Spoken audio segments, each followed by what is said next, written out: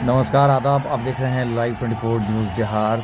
नेपाली माँ show live 24 news. मैं आपको बता दूं कि नेपाल में जिस तरह से युवक ने हिंसा की है, ये सबसे बड़ी बात है। जब तानाशाही किसी राज्य किसी देश पर ज़्यादा हुकूमत डंके की चोट पर चलाने लगे तो इसी तरह की हालत होता दिख रहा है। हाल ही में घटना घटी बांग्लादेश में, जब बांग्लादेश के युवाओं ने सड़क पर उतरकर प्रदर्शनकारियों का रूप ले लिया तो बांग्लादेश में करोड़ों का नुकसान हुआ।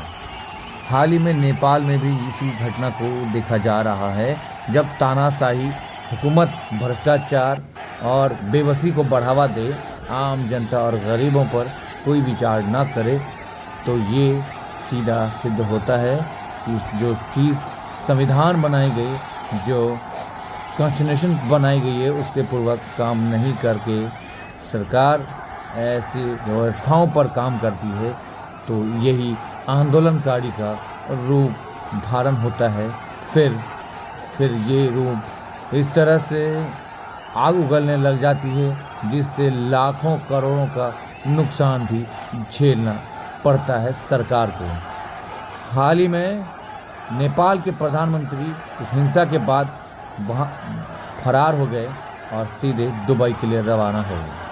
अब सवाल है, क्या प्रधानमंत्री के भाग जाने से नेपाल की अर्थव्यवस्था एवं बेरोजगारी, भ्रष्टाचार, इन चीज़ों से निजात मिल गया? अब सवाल है, जब देश में तानाशाह अगर आगे बढ़ रहा हो तो फिर जनता इसी तरह की रूप अपनाते हैं। तानाशाही जनता के लिए बहुत खतरनाक साबित होता हुआ दिख रहा है। नेपाल में नेपालियों ने सरकार के विरुद्ध इस तरह से मार्च किया, सरकार को घुटने के बल ला पहुंचाया। देखिए पूरी वीडियो।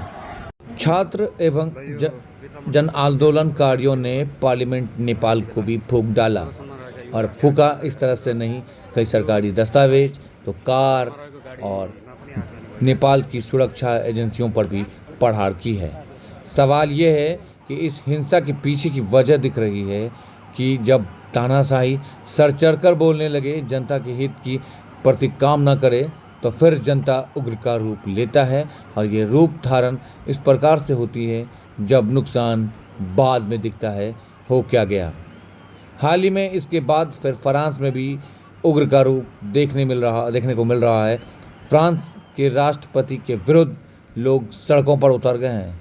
अब सवाल ये है कि तानाशाही लगातार बढ़ रही है और जनता इसका विरोध खुलकर कर रहा है। नेपाल से निकलकर भागे दुबई नेपाल के ओली सूत्र प्रधानमंत्री। छात्र से लेकर सभी लोग विरोध प्रदर्शन कर रहे हैं। बताया जा रहा है कि सोशल मीडिया पर बैन करने के बाद इस मामले को तूल पकड़ता दिख रहा है। कई भारतीय नागरिक फंसे थे, सुरक्षित वापस भारत लौट गए हैं। वीडियो कैसा लगा कमेंट बॉक्स में प्रतिक्रिया अवश्य दें।